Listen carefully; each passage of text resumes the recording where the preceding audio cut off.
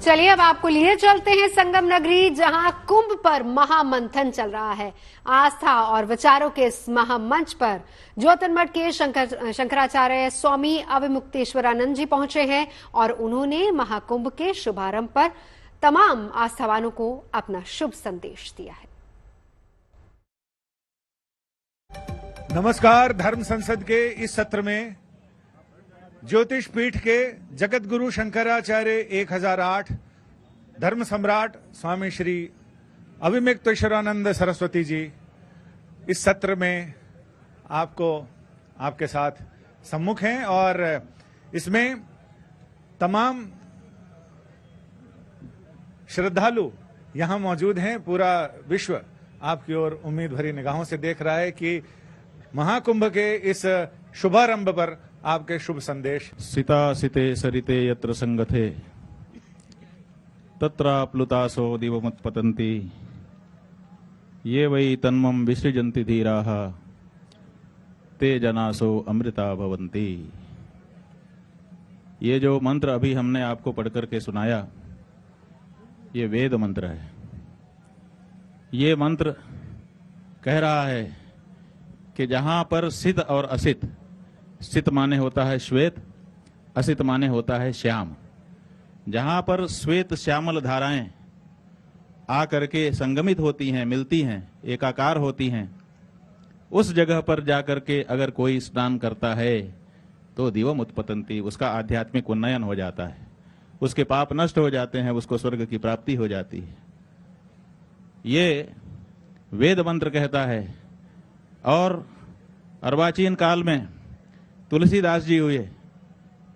तुलसीदास जी ने भरत जी जब राम जी को मनाने के लिए अयोध्या से चल करके उनके पीछे पीछे जा रहे थे तो प्रयाग में उनके आने का वर्णन मिला और उन्होंने बताया है कि जब भरत जी प्रयाग आए तो यहीं त्रिवेणी के तट पर आकर के खड़े हुए और उन्होंने जब दृश्य को देखा तो उनको वो जो वेदों में कहा गया है कि सिता असित सरित, सित और असित रंग दिखाई दिया।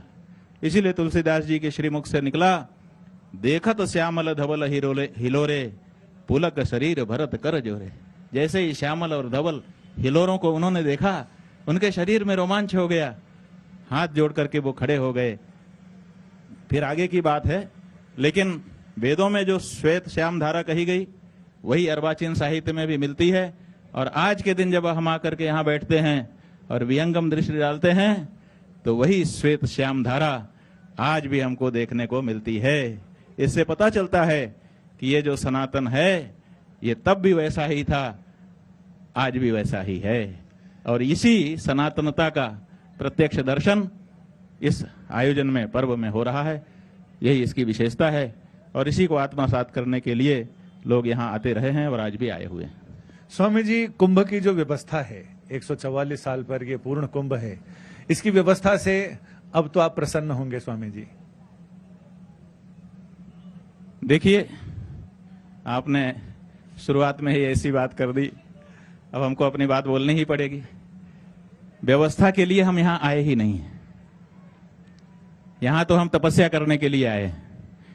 यहाँ पर आने के बाद अगर कोई सनातन धर्मी, चाहे वो महात्मा हो, चाहे सन्यासी हो, चाहे सामान्य गृहस्थ हो, अगर वो व्यवस्था मांगता है, इसका मतलब कि वो इस स्थान पर आने का महात्म्य ही नहीं समझता है। यहाँ तो जो है, जब जैसा तब तैसा, नहीं तो साधु कैसा। तो यहाँ पर जो है उसी में हम आनंद है, यही तो हम सीखते हैं। साधु बन के सीखते क्या है कि हम क्लासिफिकेशन में नहीं जाएंगे, हम अपना कोई क्लब मेंटेन नहीं करेंगे। हम तो जिस समय जो परिस्थिति आएगी, जाहि विधि राखे राम ताहि विधि रहिए, इस सिद्धांत को लेकर के चले हुए हैं। तो व्यवस्था की क्या बात है। जैसे अब हमारा परम धर्म संसद आज से हमने शुरू किया, अभी तक यहाँ के अधिकारियों ने हमको बिजली की लाइन 12 घंटे के लिए केवल दी, 24 घंटे दे ही नहीं रहे हैं। तो हम उनको बार बार अनुरोध कर रहे हैं कि दे दो, हमको धर्म संसद चलाना है। नहीं दिया, हमने जनरेटर मंगवा करके अपना काम कर लिया। किसको दोष देंगे, क्यों देंगे। तो जितनी सुविधा है बहुत है, और सुविधा के लिए ना तो हम आए हैं और ना तो किसी के सामने हाथ फैला रहे हैं। मेरे प्रश्न का मतलब था कि जो श्रद्धालुओं के लिए सुविधा है, गंगा की धारा की जो स्थिति है, उसको लेकर आप कितने निश्चित। देखिए, अभी परम धर्म संसद हुई है, उसमें हमने एक तो मुख्य प्रस्ताव अपना जो परम धर्म संसद का विचारणीय विषय था उस पर पास किया है, धर्मादेश जारी किया है, जो यहाँ पर हमारे साथ है। हम अभी आपको प्रसंग आएगा तो दिखा भी देंगे। उसके साथ कुछ प्रासंगिक प्रस्ताव भी पारित हुए। उन्हीं प्रस्तावों में से एक प्रस्ताव यह था, एक हमारे धर्मांसद ने ये प्रश्न रखा कि लोग यहाँ पर आए हैं स्नान करने के लिए, और अखबारों में, समाचार माध्यमों में बार बार ये समाचार कभी कभी आ जाता है कि एनजीटी कह रही है कि गंगा जी का जल, यमुना जी का जल स्नान योग्य नहीं है, आचमन योग्य नहीं है। तो इसमें सच्चाई क्या है, तो क्या होना चाहिए? तो हम लोगों ने आज ही परम धर्म संसद में एक प्रस्ताव प्रासंगिक रूप से पास किया है। कल प्रशासन से पूछेंगे कि जांच करवाई जाए तत्काल, और वैज्ञानिक दृष्टि से यह बताया जाए कि जिस गंगा जल में, यमुना जल में, त्रिवेणी जल में स्नान करने के लिए हम आए हैं, क्या वो वैज्ञानिक मानकों पर स्नान योग्य है या नहीं है। और अगर नहीं है तो सारी व्यवस्था एक तरफ, और ये जो व्यवस्था है कि हमको शुद्ध स्नान योग्य जल उपलब्ध हो जाए वो एक तरफ। अगर ये है तो बाकी सब गौण हैं, बाकी सब व्यवस्था के बारे में हमारी कोई शिकायत नहीं होगी। ये भर होना चाहिए कि यहाँ का जो जल है वैज्ञानिक दृष्टि से जब उसको टेस्ट किया जाए तो वो स्नान और आचमन योग्य होना चाहिए। स्वामी जी, एक और बड़ा प्रश्न जो अभी राष्ट्र के सामने आ रहा है कि हर दिन कुछ न कुछ चीजें, नई चीजें खोदी जा रही हैं, नई चीजें मिल भी रही हैं देश में। ऐसे में राष्ट्रीय स्वयंसेवक संघ के प्रमुख मोहन भागवत जी ने कहा कि अब ये खोदने का सिस्टम बंद होना चाहिए। कहां तक खोदोगे, इससे आप कहां तक सहमत हैं? पहली बात तो यह है कि उन्होंने किससे कहा। मानना होगा, ऐसा मान करके आप कह रहे हैं कि हिंदू समाज से कहा। हिंदू समाज से कौन कह सकता है? जो हिंदू समाज के लिए समर्पित हो, हिंदू समाज के लिए काम करता हो। राष्ट्रीय स्वयंसेवक संघ नाम की संस्था ने जाने कितनी बार, जाने कितने पटल पर बार बार ये साफ किया है कि हम हिंदू संगठन नहीं है, हम तो अलग तरह के सामाजिक संगठन हैं।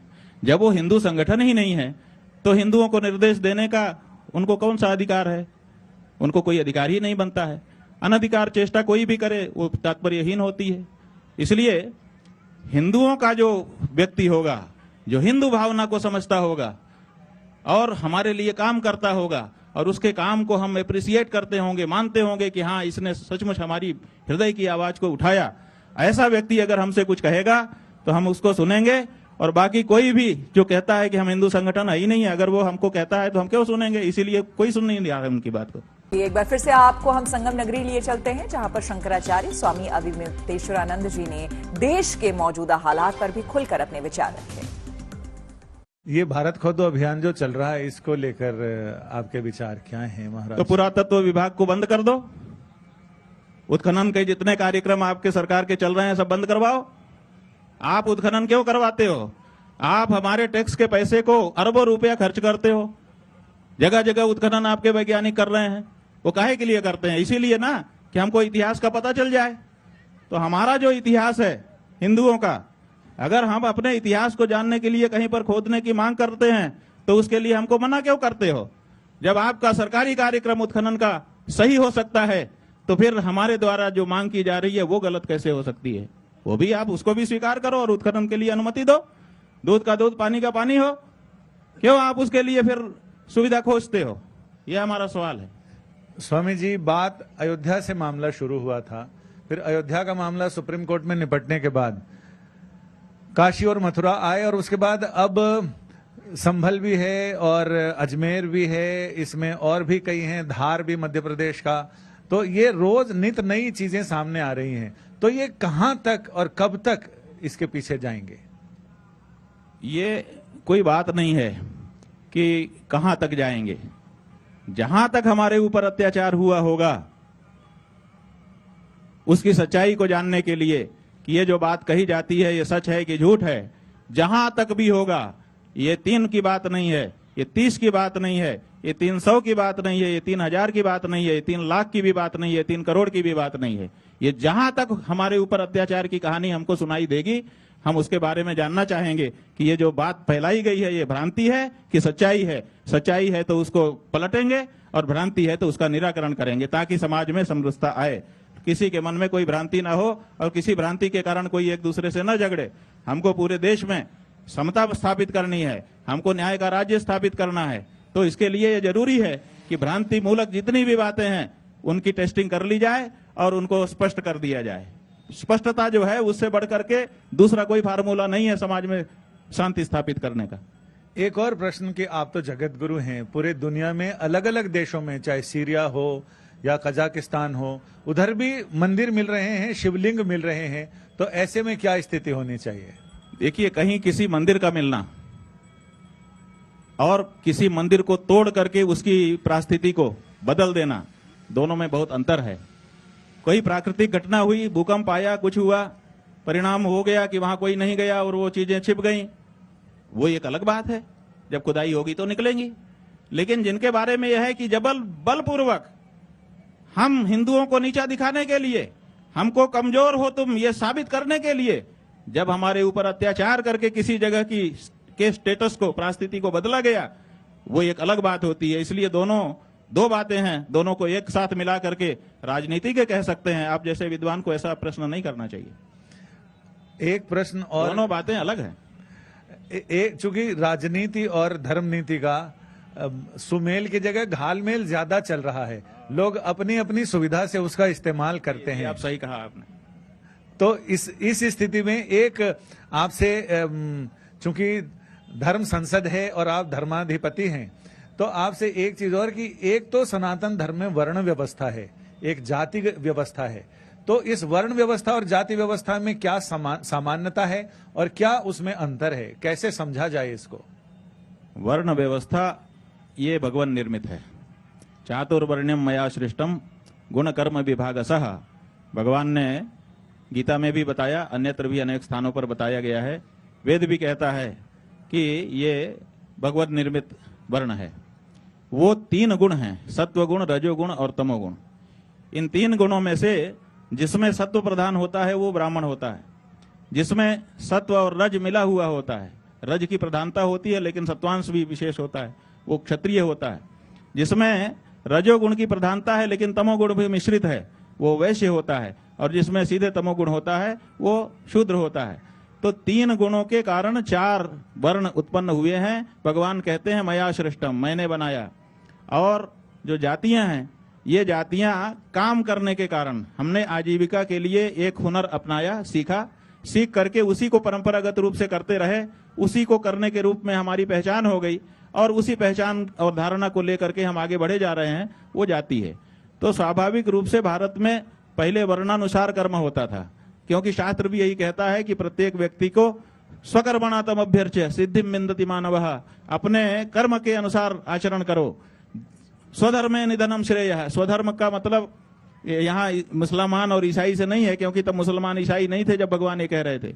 वहां स्वधर्म का मतलब अपने वर्णानुसार जो प्राप्त धर्म है वो। तो अपने वर्णानुसार कार्य में लगे रहो। तो वर्णानुसार लोग कार्य में लगे रहे, उसी कार्य के आधार पर उनकी पहचान बन गई, उसी को जाति कहा गया। उपजातियां बनी, उपजातियां बनी और वो आज भी बनी हुई हैं। तो बहुत कुछ समानता है, लेकिन वर्ण जो है वो भगवान निर्मित है और जो जातियां हैं वो हमने अपने स्वयं से काम के द्वारा बना ली हैं और हम उसमें सुविधा महसूस करते हैं, इसीलिए उसको छोड़ नहीं रहे।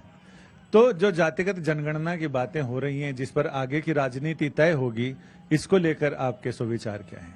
हमारे विचार ये हैं कि जातिगत जनगणना कोई खराबी नहीं है। अगर हमारे देश की सरकार ये चाहती है कि हमारे देश में कितनी जातियां हैं, कितनी जातियों के कितने लोग हैं, किन किन क्षेत्रों में कौन कौन सी जातियों के कितने लोग हैं, उनकी क्या स्थिति परिस्थिति है, तो क्या सरकार को जानने का हक नहीं है? सरकार को बिल्कुल जाने रहना चाहिए और उसके सांख्यिकी आंकड़े अपने पास रखना चाहिए। लेकिन जब वो कहते हैं कि नहीं, हम राजनीति करने के लिए जाति की गणना करेंगे, ताल ठोकते हैं कि हम तो जाति की जनगणना कराएंगे, और दूसरा कहता है नहीं नहीं, किसी हालत में हम होने नहीं देंगे। ये जो बात है ये राजनीति की है। तो राजनीति के लिए जाति की जनगणना जब कराओगे तो ये समाज टूट जाएगा। और अगर जरूरत के लिए, उनके कल्याण का कार्यक्रम बनाने के लिए, जानकारी के लिए अगर इस तरह की जानकारी जुटाओगे जातिगत जनगणना करा करके, तो वो अच्छा होगा। इसलिए अगर उस कारण से कराई जानी है तो हम उसके समर्थन कहें कि होना चाहिए, और अगर राजनीति के लिए कराई जानी है तो बिल्कुल नहीं होना चाहिए। स्वामी जी, एक और शंका समाधान। आपने बताया कि जन्म से वर्ण और कर्म से जाति होती है, वहीं एक श्लोक आता है कि जन्मना जायते शूद्रा कर्मणा द्विजोच्यते, तो वहां पर कर्म से द्विज हो जाता है आदमी, तो वो कर्म क्या, कौन सा वाला है? ऐसा है कि जन्म से जाति, जन्म से वर्ण, कि कर्म से जाति, कर्म से वर्ण, ये बड़ा पुराना शास्त्रार्थ है, खूब चलता है। कुछ लोग जाति के, जन्म से जाति के बारे में बात करते हैं, कुछ लोग कहते हैं नहीं, जन्म से जाति नहीं हो सकती, कर्म से जाति होती है। ये अपने यहाँ बड़े लंबे समय से चला हुआ है। अच्छा, समस्या यह है कि बड़ी बड़ी डिबेट निकाली जाती है, लेकिन निर्णय कभी नहीं सुनाया जाता है। वो डिबेट चलती रहनी चाहिए, क्योंकि उसी में फायदा है। तो हमारा ये कहना है कि हमारे जो धर्मशास्त्र हैं वो क्या कह रहे हैं, और साथ में हमारी सरकार जो है इस समय की वो क्या कह रही है। तो देखिए, हमारी जो सरकार है वो तो जन्मना जाति मानती है, कर्मणा जाति नहीं मानती है। आज की जो भारत की सरकार है वो जन्म से जाति का निर्धारण करती है। अगर आप अमुक जाति में पैदा हुए हैं तो उसी जाति का आपको प्रमाण पत्र मिलेगा, उसी जाति के अनुसार सरकार आपके साथ व्यवहार करेगी। और अगर कोई दूसरी जाति में जन्मा हुआ व्यक्ति आपके यहाँ किसी संबंध बना करके आ जाता है, यहाँ तक कि कन्या भी ब्याह करके आ गई किसी दूसरे जाति की, तो वो अगर मांग करे कि अब मैं इस जाति में आ गई, इसी जाति में रह रही हूँ, इसी में सब मेरा जीवन जा रहा है, और वो सुप्रीम कोर्ट तक कई मुकदमे चले गए, सुप्रीम कोर्ट कहती कि नहीं, ये तुम उस जाति के नहीं हो सकते हो, तुम तो अलग ही जाति के हो। इसका मतलब है कि जो हमारी सरकार है वो जन्मना जाति मानती है, और कुछ हमारे ही बीच के लोग हैं वो कहते हैं कर्मणा जाति होती है। तो अब हम तो आनंद में हैं, क्योंकि हम तो ये कहते हैं कि हर जो चार हमारे वर्ण हैं, उन चारों वर्णों में चारों आंतर वर्ण हैं।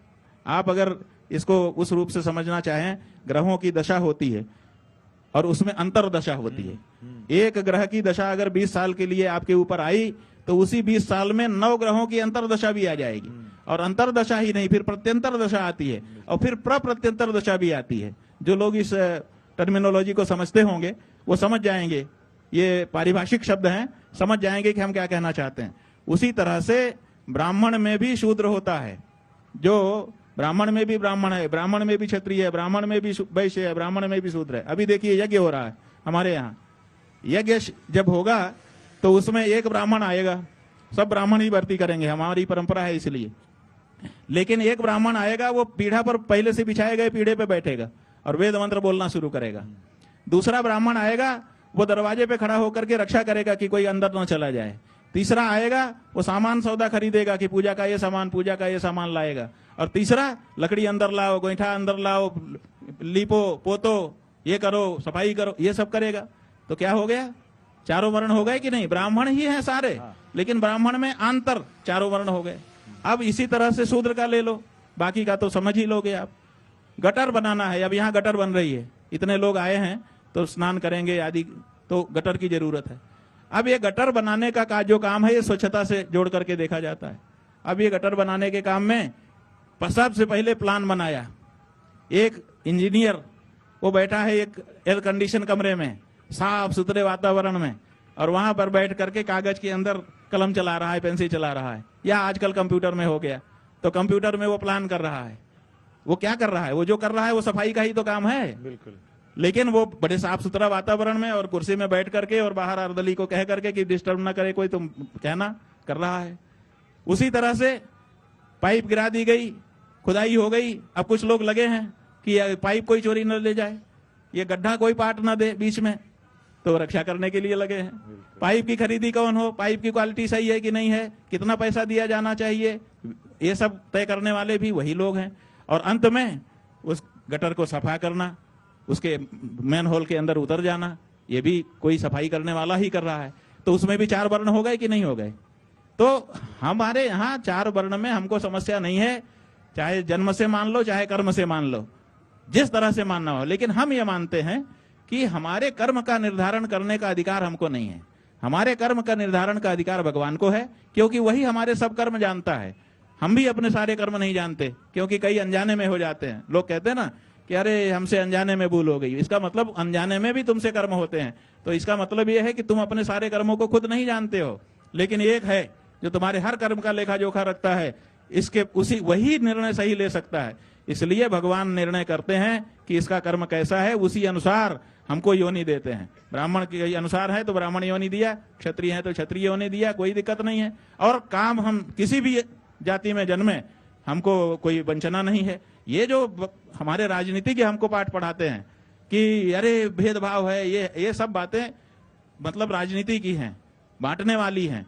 लेकिन सच्चाई ये है कि हर जाति में संत भी हुए हैं, हर जाति में गुरु भी हुए हैं, हर जाति में विद्वान भी हुए हैं, हर जाति में गुंडे बदमाश भी हुए हैं, हर जाति में डाकू भी हुए हैं, हर जाति में अत्याचारी भी हुए हैं। तो केवल अमुक व्यक्ति से नहीं लगा सकते कि इस जाति में पैदा होने का ये परिणाम है। इसलिए हमारे यहाँ की चारों जातियां भगवान के अंग हैं। जब वेद कहता है ब्राह्मणों से मुखमासीद बाहुराजन्य कृतः उरु तदस्य द्वैस्यः पदभ्याम शूद्रः अजायत, तो वो कहता है कि मुख से ब्राह्मण, बाहु से क्षत्रिय, उरु से वैश्य और पैर से शूद्र हुए। लोग इसकी व्याख्या क्या करते हैं राजनीति के लोग, कह रहे इनको ऊंचा कह दिया, तुमको नीचा कह दिया। एक आया हमारे पास, हमको नीचा माना जाता है। हमने कहा क्या प्रमाण है? बोले कि आप मुख से उत्पन्न हैं इसीलिए आप ऊपर हैं। हम लेट गए बैठे थे। हमने कहा अब बताओ अब कौन ऊंचा है कौन नीचा है? तो हंसने लगा, मुस्कुराने लगा कि अरे अब कैसे कहें। हमने कहा सुनो, सवेरे आना, हम शीर्षासन भी लगाते हैं। जब हम शीर्षासन लगाए रहेंगे तब हमसे पूछना कि कौन ऊंचा है कौन नीचा है, तब तो सिर ही नीचा हो जाता है। ये नहीं है, हम सनातन धर्मी हैं। हम भगवान के हर अंग, हमने उदाहरण दिया कि सोने की एक मूर्ति बनाओ, तुम्हारी बनाओ, तुम्हारे पिता की बनाओ, तुम्हारे जिसकी मन बनाओ, और उसके पैर काट लो और उसकी धड़ काट लो, सिर काट लो और 4 टुकड़े कर करके ले जाओ सोनार के पास। पैर का दाम सोनार अलग लगाएगा, सिर का अलग लगाएगा? सोने की मूर्ति है, उसके पैर के भी वही दाम है, उसके सिर के भी वही दाम है, उसके पेट और छाती के भी वही दाम है। जी, ये सनातन धर्म है। ये सब जितने हैं ब्राह्मण क्षत्रिय वैश्य शूद्र, सब मम प्रिय सब मम उपजाए, सब ते अधिक मनुज महि भाए। हम सब परमात्मा की संतान हैं। और इसी बात को व्यावहारिक रूप से दिखाने के लिए कुंभ पर्व है। देखिए, आप लोगों ने तो वीआईपी घाट बना दिया। जब से सरकारी व्यवस्था हुई, आज हम गए थे, कहा गया कि ये वीआईपी घाट बन गया। लेकिन हमारे धर्म के अनुसार वीआईपी घाट नहीं हो सकता है। यहाँ कौन वीआईपी है? माँ की गोद में कोई वीआईपी होता है? एक माँ के 2 बच्चे हों, एक पियून बन जाए और एक जज बन जाए, तो माँ की दृष्टि में दोनों अलग हो जाएंगे?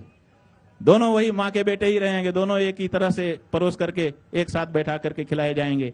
ऐसे ही हम सब परमात्मा के हैं। और यहाँ जब हम आते हैं, उसी घाट पे शंकराचार्य जी नहाते हैं, और उसी घाट पे जिसको आप दलित पिछड़ा कह करके ठप्पा लगा के बेचारे को जन्म जन्म के लिए दलित पिछड़ा कह रहे हो, उसकी वही रूप बना दिया आपने, वो भी नहाता है। हम तो किसी से कुछ नहीं कहते हैं, हम सब एक साथ नहाते हैं कि नहीं नहाते हैं? कौन किसकी जात पूछता है बताओ? राजनीतिज्ञ कहते हैं कि सनातन धर्म जाति में बटा हुआ है। आए देखे उस कुंभ में कि हम कब जाति में बटे थे। और आज का कुंभ नहीं है, परंपरा से चलता चला आ रहा है। हम सब एक हैं। हाँ, जरूरत पड़ने पे पति पत्नी भी अलग अलग हो जाते हैं। नहाने जाना होता है तो दोनों एक साथ बाथरूम में थोड़े जाते हैं? बताओ कौन जाता है? तो इतना एक हो गए हैं कि दोनों एक हो गए हैं। अर्धांगिनी कही जा रही है, अर्धांग कहे जा रहे हैं। लेकिन नहाने धोने के जब जरूरत आती है अलग हो जाते हैं कि नहीं? उसी तरह से जब हमको जरूरत होती है हम लोग अलग अलग कर लेते हैं, और जब जरूरत होती है एक हो जाते हैं। एक आकार माँ की गोद में, माँ है हमको जोड़ने वाली। हाई, इसकी गोद में हम सब बराबर हैं। कोई ऊंच नहीं, कोई नीच नहीं, कोई पिछड़ा नहीं, कोई अगड़ा नहीं, हम सब आनंद लेते हैं। एक धर्मादेश आपके पास है, तो वो अगर आपकी आज्ञा हो तो पढ़ के सुना दिया जाए। ये परम धर्म संसद के माध्यम से आज एक धर्मादेश जारी किया गया है। आज और कल 2 दिन का जो विषय है वो गौ माता के विषय में हम लोगों ने रखा है। आज पर्याप्त चर्चा के बाद, क्योंकि 2 विषय हम लोगों के सामने गाय के संदर्भ में उठाए जा रहे हैं, हम लोग गौ माता की प्रतिष्ठा का आंदोलन चला रहे हैं। 2 विषय बड़े प्रमुख निकल करके आते हैं। एक, हमारे ही लोगों में से कुछ लोग मंच पर खड़े होकर के ये वक्तव्य देते हैं, कसाईयों को गाय देता कौन है? आप हिंदू ही तो देते, दबक दो। माने हिंदुओं पर जो काम गौ हत्या का हो रहा है उसको हिंदुओं पे डाल दिया जाता है। रोकने के बारे में नहीं सोचा जाता है। अरे तुम ही दोषी हो इसलिए छोड़ो इस बात को, ऐसा कह करके डिरेल करने की, मुद्दे को डिरेल करने की कोशिश की जाती है। ये प्रश्न उठाया जाता है। और दूसरा प्रश्न ये उठाया जाता है, कुछ लोगों की नामावली फेसबुक और व्हाट्सएप में चला करके ये देखिए ये बड़े बड़े देश के बड़े बूचड़ खाने हैं, ये सब हिंदू चला रहे हैं। हिंदू नाम जैसे नाम उसमें दिखाई देते हैं और कहा जाता है सब हिंदू ही तो चला रहे हैं। तो इसलिए हिंदू गौहत्या के कारण भी हैं और व्यवहार भी कर रहे हैं। तो ये बड़े प्रश्न थे जिनके बारे में हम लोगों को सोचना था। तो आज हम लोगों की विषय इस पर चर्चा हुई सभी धर्मासदों के साथ बैठ करके, विद्वानों के साथ, और हम लोगों ने ये चर्चा में निष्कर्ष निकाला कि जो हिंदू होगा वो गौ हत्या कर नहीं सकता, गौ हत्यारे का साथ किसी तरह से दे नहीं सकता, और जो गौ हत्या कर रहा होगा या गौ हत्यारों का समर्थन प्रत्यक्ष अप्रत्यक्ष कर रहा होगा वो हिंदू नहीं हो सकता। हिंदू होगा तो गौ हत्या नहीं करेगा और गौ हत्या कर रहा है तो हिंदू नहीं हो सकता। इसीलिए धर्मादेश जारी हुआ। परम धर्म संसद 1008 यह परम धर्मादेश जारी करता है कि वह व्यक्ति कदापि हिंदू नहीं हो सकता जो गौ हत्या से प्रत्यक्ष या अप्रत्यक्ष किसी भी रूप में जुड़ा हो, और साथ में यह भी घोषणा की जाती है कि ऐसे लोगों को हिंदू धर्म से बहिष्कृत समझा जाए और कोई भी सनातनी हिंदू वैदिक आर्य परम धर्म को मानने वाला ऐसे लोगों से कोई धार्मिक संबंध न रखे। ये धर्मादेश आज जारी हुआ है। जो भी व्यक्ति प्रत्यक्ष या अप्रत्यक्ष रूप से गौ हत्या में कारण बन रहा है वो बंधुओं हिंदू नहीं हो सकता। केवल नाम किसी का हिंदू जैसा है या अपने आप को हिंदू कह रहा है उतने से हिंदू नहीं माना जा सकता। ठग भी तो अपने को साधु कहता है, तो ठग जो है अपने को साधु कहे तो आप साधु मान लोगे? वो तो लोग जो उससे वंचित हुए हैं वो लोग कहेंगे कि ये क्या है, साधु है कि ठग है। उसी तरह से गाय हमारे धर्म का सर्वप्रथम सबसे बड़ी अंग है। गौ रक्षा जो करता है वही हिंदू होता है। इसलिए गौ हत्या से जो भी संबंधित है, आज की परम धर्म संसद ने कुंभ में ये घोषित कर दिया कि वो हिंदू नहीं है, इसलिए हिंदू धर्म से बहिष्कृत। आप लोग क्या कहते हो? ये निर्णय सही लिया गया है कि गलत लिया गया है? बहुत अच्छा है। ऐसा ही हमारे धर्मांसदों ने भी कहा, विद्वानों ने भी कहा। महाराज श्री, आपने अपने आध्यात्मिक कार्य के समय से समय निकालकर हमारे दर्शकों को और यहाँ आकर जो उपकृत किया है उसके लिए सारे लोग आपका आभार जताते हैं। और इसके साथ ही आपने राजनीति पर, अर्थनीति पर, धर्म नीति पर अपने विचार हम सबको बताए, इसके लिए सारे लोग आपके आभारी हैं। हमने कुछ नहीं कहा, आपने जितना निकलवाना था निकलवा लिया। नहीं, दुहने वाले तो आप हो, हम तो गाय बन के बैठ गए, आनंद हो गया।